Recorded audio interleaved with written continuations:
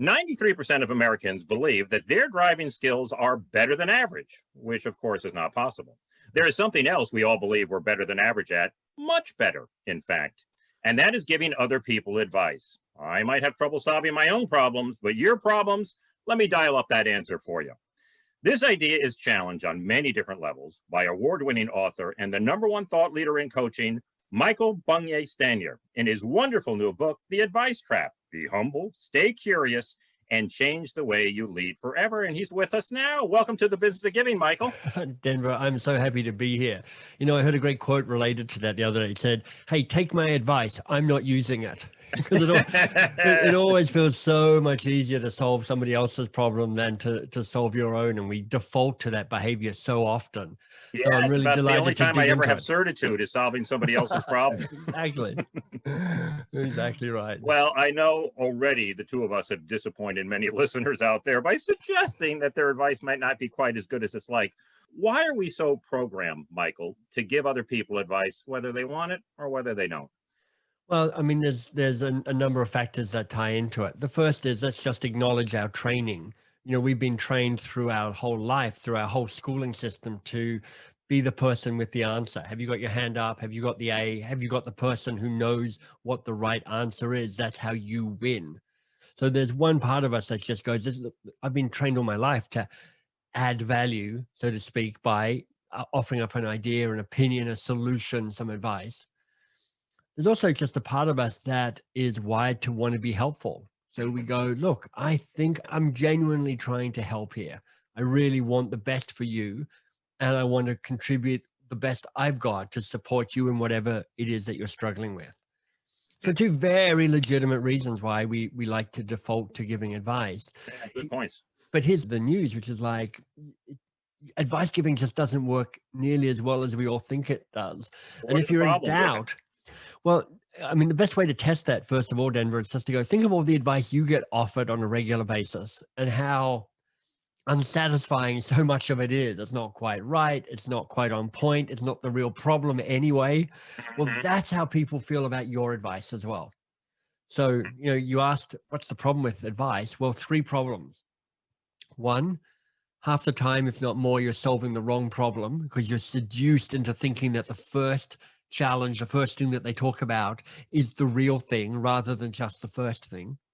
But even if you're solving the right problem, which is honestly rare, secondly, your advice just isn't as good as you think it is. It comes with bias, it's dated, it has all your own filters on it. It probably just isn't as appropriate as you hope. Your brain is wired to convince you that your advice is amazing, but you know, your brain also tells you, just like you said in the intro, that your driving is above average.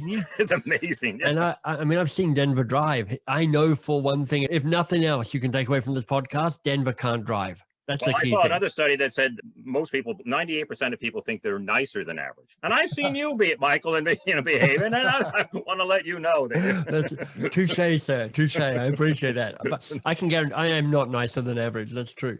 But here's the bigger thing, Denver. Even if you know what exactly the real problem is, you know, you've got the thing and you know this is the thing to solve. And even if you've got a barnstormingly awesome idea, I mean, you've just got a really terrific piece of advice. The third question to ask yourself is this the best action for this person right now? Is the solution the thing they need above and beyond else? Or is it my support and my help to have them figure out the problem? It's a choice of leadership. Which is what's the strongest leadership act? So often in that moment, the act, even though it's so tempting to give the answer, the better act, the better leadership act, the act that invites the person to step forward and become more competent and more confident and more autonomous and more self-sufficient is to give them the space to figure this out themselves with you at their back. Well, you know, I run into this. I founded this company. I know this business inside and out. I know what the answer is. Time is money. And I can, you know, I don't really have the time to sit down and coach this person here. I can tell them what to do and do it quickly and on with the show. And that's what I'm going to do. What would you say to that individual? I would say all of that is entirely understandable. I totally get it. And time is money. And what I want you to do is win that game. So there's two things that we can look at in that statement. The first is, how long is this coaching thing going to take? Because honestly, lots of us show up with a ton of baggage about coaching. We Yeah. think that if I'm going to coach somebody, it's like a 30-minute conversation and I have to summon them into my office or through my Zoom room and we got to have a coaching conversation. Whereas for me, I've got a couple of philosophies. One is if you can't coach in 10 minutes or less, you don't have time to coach. And secondly, coaching is an everyday act that can kind of infuse everything that you do. Because coaching for me is, can you stay curious a little bit longer?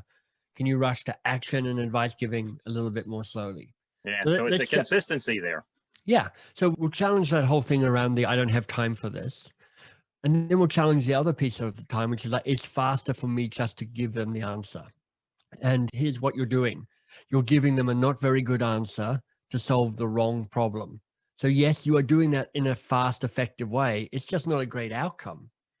If you can take a little longer, have them figure out what the real challenge is to work on, have them own the insight and then come up with the idea themselves, then they go away, they solve the right problem. They don't come back to you the next time to ask for advice because they've already got the learning in them. And what you're building is this more confident and more autonomous group of people around you that is far more efficient and far more scalable and far more likely to have impact in the work that you do. You're playing the long game instead of just the immediate short-term. It's not even a long game though. I mean, it's like, it's long in that it's 20 minutes longer in the conversation so that you are not bothered next week by that same person. Building the organization and the capacities. Well, you break down the 3 personas of the advice monster. I just love that you affectionately refer to them as. And I want you to say a word about each one of them. Why don't you start with tell it? Yeah. Well, let's just talk about what the advice monster is and then we'll get into the 3. Because I want people to know that they know their advice monster. Here's what it looks like or feels like. Somebody starts talking and they kind of say something like, here's what I'm up against, or here's what's hard, or let me just tell you what's going on in my life. And after about 5 seconds, maybe 10 seconds, if you're particularly disciplined, your advice monster kind of looms up out of the dark and goes, oh, I know what's happening here. Oh, I'm about to add some value to this conversation. Here I go. And then you kind of move into fake listening because now you're like, oh, I shouldn't interrupt, but I'm just nodding my head, waiting for them to wrap it up so I can tell them what to do. There's research that says doctors interrupt their patients on average after the first 17 seconds. But we're all doctors. We all do it. We all want to leap in and go, here's the answer. I think there are 3 personas to your advice monster: tell it, save it, and control it. So I'll give you those 3. Tell it has convinced you that the only way you add value, the key way you add value, the most important thing you can do is to have the answer. You should have all the answers to all the things. And honestly, if you don't have all the answers to all the things, you're letting yourself down, you're failing, and those around you will fail as well. And it's understandable because there's a short-term win to that. You feel like the smart person, you feel like you're adding value, you feel like you're the wise person that people come to, people respect you, people venerate you. But the price you pay, and we've talked about that already, is like you become the bottleneck. You're trying to solve the wrong problem. You're overrating your own advice. You're disempowering those around you. Let's tell it. Save it a little subtler. It puts its arm around you and it says, hey, your job is to protect everybody. Don't let anybody struggle or stumble or fail or get confused or find it hard or sweat it out or feel the tension. No, you've got to make everything easy for everybody all the time. Don't let anybody stumble even once, because if they do, they're failing, which means you're failing. Right. Now, of course, there's some advantages to that kind of rescuery behavior. You feel good, you feel moral, you feel like you care for everybody. You often feel kind of in a martyry sort of way, underappreciated for just how much you're doing. Also, you got your fingers in everybody else's pie, and it can actually feel pretty good at times. It's like, oh, look at me. It's quite a controlling move, actually, in a subtle way.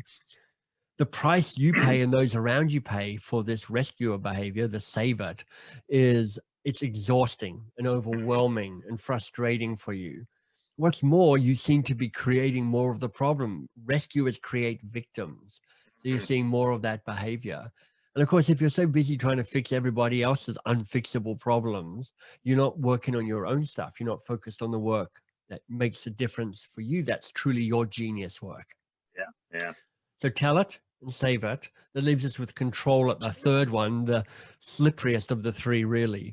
Because control it has convinced you that the way you win is you maintain control on everything all of the time. Keep your hands on the wheel, on the reins, control the process from the start through the middle to the end. Don't let anybody else step up or lean in. Your job is to keep it all under control. And of course, that gives you authority, and it gives you status, and it gives you certainty. But the price you and others pay is significant. I mean, A, you and you alone carry responsibility. B, disempowering of other people yet again. And of course, you're also not allowing the serendipity of the future, the input from the outside to come in and enrich your understanding of exactly what's going on. There you go. There's the three advice ones: tell it, save it, and control it. So clear. As a leader, let's say, I kind of hang my hat on those three things. I mean, that is essentially what I do. Yeah. And my whole sense of self-worth, in fact, it's the only way I know how to do it if I'm a leader. I tell people, I save people, I control. How does a leader have to change their mindset, get a little bit more secure in themselves and their leadership if they, so to speak, abandon or at least ratchet back on these three areas? It's a significant question, Denver. You're speaking to why this work is so often hard change. If easy change is I'm just adding some technical skills to what I already do, I'm just adding a new habit to how I already work.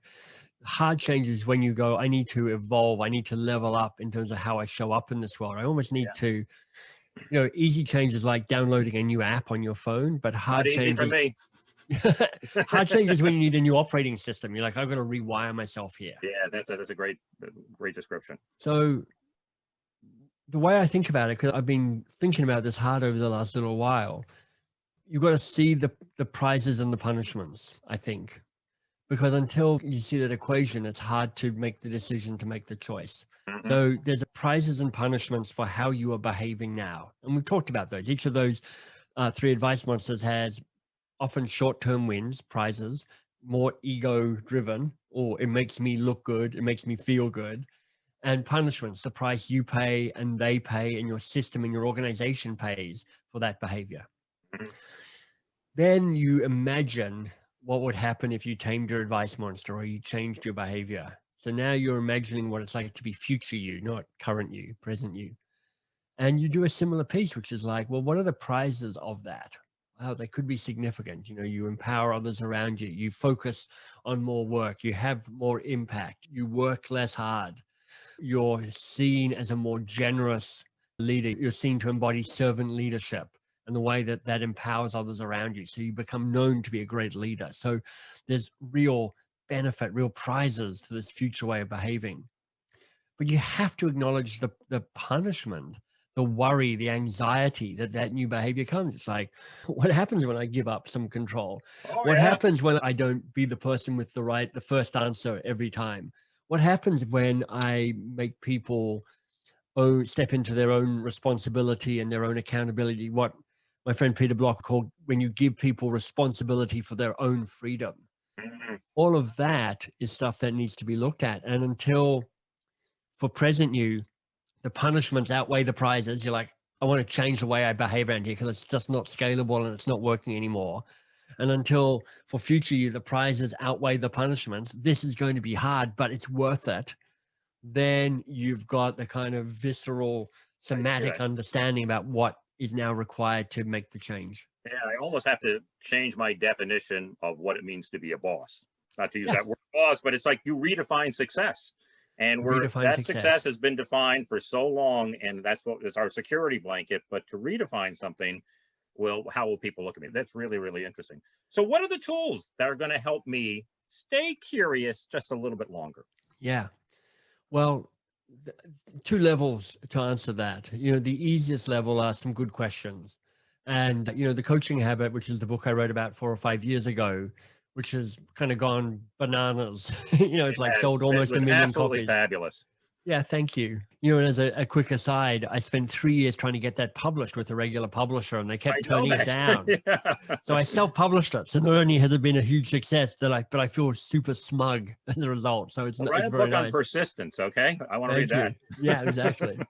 But the 7 questions that I talk about in the coaching habit, I spent quite a number of years trying to figure out what are the questions that I think are most essential to a manager, a leader, a contributor, to a human being. And, there's a bazillion good questions out there, but in the coaching habit, I'm like, here are 7 good questions. If you master these, if you start embedding these in the way that you behave day to day, things will get better. And that's the most obvious way of starting with the tools, plus some insights around how to ask a question, which is essentially ask a question, shut up and listen to the answer, ask another question. It's simple, but it's difficult. I know. Because if you get the silence back, what you want to do is you want to help explain that question with 5 other questions. Oh, yeah. So there's all sorts of ways that discipline is tricky. One is when you get a little bit of silence back, you ask a question and what feels like this eternity of silence stretches on and on and on. And of course, it's been about 1 or 2 seconds, but it feels like forever. And you're like, this silence is making me so uncomfortable. So you jump in and you re-express the question, or you add some more questions, and it kind of goes a little bit off the rails. One of the great disciplines you can have as somebody who is being more coach-like, staying curious a little bit longer, is ask a question and then just see if you can take 3 or 4 breaths. If after 4 really good breaths, they still haven't answered the question, then take another couple of breaths and see how you're doing. And however uncomfortable you're feeling about the silence, almost always they're feeling the same discomfort and they will fill the space. But I mean, this is a bit of a side conversation, but it's also deeply respectful for those type of people who, what Susan Cain might call the quiet, the introverts. A mechanical way of understanding introverts is they like to figure out what they're going to say in their head before they say it. And that's different from people like me, who in this kind of world is an extrovert, which is, look, when Denver asks me a question, I start talking with no clear idea of what I'm about to say. Denver goes, hey, Michael, what about this? And I go, Denver, there are 3 reasons why that's the case. I don't know what those 3 things are yet. I'm about to find out. I know one, and by the time I finish one, I'll come up with the other 2. Exactly. But if you're not wired like that, and there's a lot of people who aren't, they're like, I need to see the arc of my answer before I give you my answer. Then asking the question and then holding the silence, you to be present with them and allows them the space to answer. No, that's a great point. And when I think about the change that's occurred in my life, almost all of it has occurred when I wasn't talking. That's interesting. What say more about that? What it's when you say I'm the thinking, change, to the extent that I've coached, I recognize that silence means that somebody is really thinking. And you're not thinking when you're talking sometimes. But when you have that and you're really thinking, we feel discomfort. But that's when the change is happening. They're processing things. I love that. I love that you see that. When you ask a good question and they don't have a fast answer, it's a sweet moment. Because you actually see them quite often. They will look up to their left because now they're kind of accessing their brain to try and figure out what the answer is. They're literally making new neural pathways and new neural connections. That's right. And if you're an inexperienced person in that type of conversation, you get a bit worried because you're like, oh no, they what's happening? If you're get a few gray hairs like Denver and I have, what you do is you kind of still got it, Michael. Let's not complain. you metaphorically sit back and light a cigar because you're like, this is it.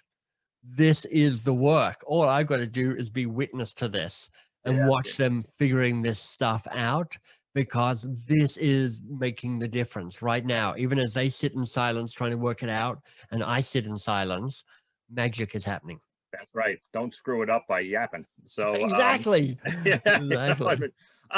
This may be hard to answer because we're in the middle of it, but as you talked about that relationship between a leader and members of their team and jumping in with the advice and doing all those things, do you see that dynamic changing at all since this pandemic started and we're all working virtually? What the pandemic has done on a global level is increased uncertainty. And then depending on where else you live in the world, you've got your own other kind of added ingredients to add to the uncertainty. If you're in the US, it's like, what's happening with this election? If you're in India, what's happening under there? If you're in Australia, every area has got its own kind of layers of uncertainty.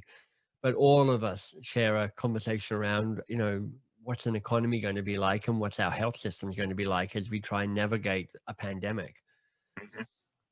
Our brains hate uncertainty. I mean, just at a fundamental wiring level, our little kind of lizard brain at the back of our thing here, it's like, my only job is to keep you alive.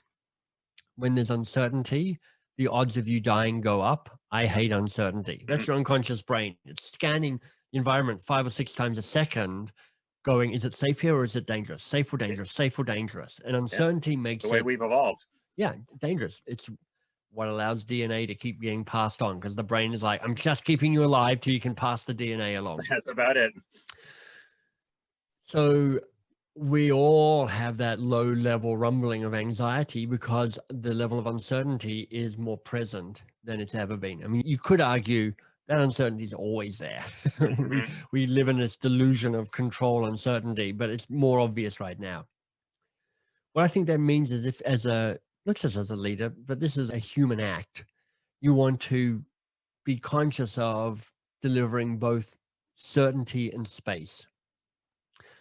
I think the certainty you can deliver is effectively saying as best you can, I have your back. I see you for who you are. I respect you for what you can do. I will do all I can to have your back as we work through this together. I think the danger is people want to default to even more certainty, even greater claims of outcomes or whatever it might be.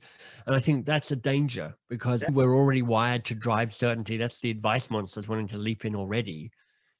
But if ever there's a time for possibilities and staying focused on what the right challenge might be and being able to try and navigate our way through complexity, it's now. Yeah. And certainty does not navigate your way through complexity. It just runs you off a cliff. Yeah, no, this is a time to embrace the gray, if there was ever a time to do that. And it's also a time, as you say, about the certainty, why authoritarian leaders can step into the void, because there's no hesitation. I am even amazed sometimes when I watch these pundits on TV, and the last 3 predictions they have made have been spectacularly wrong. Right. But they will tell me what's going to happen in the future with 100% certitude. And to your point, people like that certitude. They do. They absolutely do. I mean, when you get an expert that comes on the TV and somebody goes, well, how do you think the pandemic's going to play out? And they're like, well, it's complicated. I mean, we've got this factor and this factor and then this factor, and we don't know about this factor. And so it's hard to say. It could be anywhere between this and this, but Yeah. And as opposed to somebody who comes and goes, let me be absolutely clear. This pandemic will be over by this. We're all like, oh, I like that person. I like that guy. That's right. It may be complex for you, but it's not complex for me. So I'll tell you exactly what's going to happen. So we love certainty even when it's wrong. It's nothing to beat yourself up about. It's your brain's wiring. It's really useful to know that your brain has that wiring, so you can manage your own kind of cognitive biases that might lead you behaving in a way that's suboptimal. Let me ask you about uncertainty. You write The Coaching Habit. It is a huge, huge success. Yeah. And then you decide, I'm going into the pool again. And was there some uncertainty, some trepidation, some pressure? You know, because when you get up to the bat the second time, you don't want everybody to think the first one was a fluke. So how did you grapple with that? You know, watching Liz Gilbert's TED Talk on this, you know, she wrote Eat, Pray, Love. And then she did a TED Talk going, I'm currently working on the spectacularly disappointing book that follows Eat, Pray, Love, which is like, there's just no way that you can have a hit like that a second time. You certainly can't bank on it. So as I wrote The Advice Trap, I went, okay, I am ruined utterly by the coaching habit. Because I got this cognitive dissonance. On the one hand, I know this: if you can sell 10,000 books, you are already in rarefied atmosphere. Most books sell less than 1,000 copies. So 10,000 books is a good result. If you can sell more than 50,000 books, you know, it's amazing. Over 100,000 books, almost no authors sell more than 100,000 books. Right. Now, the coaching habit has sold more than 1 million books, or close to 1 million books. For the sake of math, let's call it 1 million books. If the Advice Trap sells 10% of the coaching habit, which just feels like a failure when you say it like that, it has sold 100,000 copies. If it sells 50,000 copies, which would be a great result. If you gave me that bet, Michael, would you be happy with 50,000 copies sold? I'd be like, absolutely. Where do I sign? If you then said that will be 5% of what you'll sell through the coaching habit, I'm like, well, that's not very good, is it? Yeah, so it's all relative. I just know that to be true. So part of what I try to do, and Denver, I can't say I do it all the time, is I commit to the process and I keep trying to let go of the outcome. So I try and write the best book I can. Yeah. I try and figure out what I'm willing to spend in terms of time and money around marketing and getting it out into the world. And then I know when to stop and when I need to start the next project. Yeah. And it takes off. It doesn't take off. I mean, luckily years ago, I was talking to Marshall Goldsmith, who's a big name coach and has subsequently become a friend. But when we were talking, we didn't really know each other. And he goes, I've sold more than 1 million copies of my books. I'm like, that's amazing, Marshall. He goes, yeah, but I've written more than 25 books, and 2 of those books are responsible for the 1 million copies being sold. And the other 20 have sold, a scattering. And just knowing that and remembering that and just going, oh yeah, some books land, some books don't land. The way you increase the odds of the book taking off is you write a really good book, you commit to marketing it for a while, then you get on to the next book. That's right. The only thing you can control is the process, and the outcome is going to be what it is. And if the outcomes are not there, the only thing you can do is look at your process and say, maybe I need to tweak the process. Right. Because you can drive yourself mad with outcomes. And I find that you never get mad when you look at the process and you let go of the outcome, because it is beyond your control. I mean, look at somebody maybe starting a new restaurant that was opening March 15th. They could have done all the planning. They could have been the best decision in the world, and now they're bankrupt. Well, they can't control the outcome. Nobody knew a pandemic was going to hit on opening night. With the coaching habit, I spend a bunch of time going, well, what's my target for copies sold? And, having worked with actual publishers in the past, I just realized nobody knows what they're talking about when they set a number. They're just pulling it out of the air. Right. So I had a different metric. I said, I would like this book to be considered a classic. And the only metric that I can really get clear in my head around that is to have 1,000 reviews on Amazon. So I then built some processes that would increase the odds of me getting more rather than fewer reviews on Amazon, including, a request in the book, can you write a review on Amazon? Yeah. And then when I hit 1,000 reviews on Amazon, it was like, amazing. And literally people started calling the book a classic. And I'm like, that's it. I've won. And everything else that the book sells is just bonus gravy for me. Yeah. Before I let you go, tell us about mbs.works. So I founded a company almost 20 years ago called Box of Crayons, and it's a learning and development company. It trains people in coaching skills, typically in Fortune 500 companies. And about 1.5 years ago, I stepped away from being CEO of that. Very exciting, slightly nerve-wracking, because, I have 20 years of identity entangled in being the Box of Crayons guy. Self-worth wrapped up in that. Right. But made easier by the fact that Shannon, who became the CEO, is just endlessly more competent than I am. So it's in very good hands. And we did a lot of work. We spent actually 2 years, a year leading up to it and a year afterwards, managing the process to make sure that I didn't come back and meddle and kind of foul my own nest in terms of jumping into that. And one of the things that we set up was mbs.works as my next sandbox, the place for me to do projects. And after some thinking about it, I decided that what I want to do is help people be a force for change in the world. Not just do the self-development work that makes them a better person, but do the self-development work that makes them a better person in order that they may make the world a little bit better, become a force for change in their world. So, it's early days, but we've got a great free resource there called The Year of Living Brilliantly. It's 52 great teachers. You get a short video every week. It's totally free, and you can just jump on, and it's like a year of growth. If you're hoping that this coming year is a bit better than the year that's gone past, then this is a helpful tool for you. Yeah. Well, I've jumped on and it's great. The book again is The Advice Trap. Be humble, stay curious, and change the way you lead forever. And I hope listening to Michael has made you a little more curious, at least enough so you go out and pick yourself up a copy of the book. Thanks, Michael, for being here today. It was such a pleasure to have you on the show. Denver, it was a delight. You're a wonderful interviewer. I enjoyed the conversation.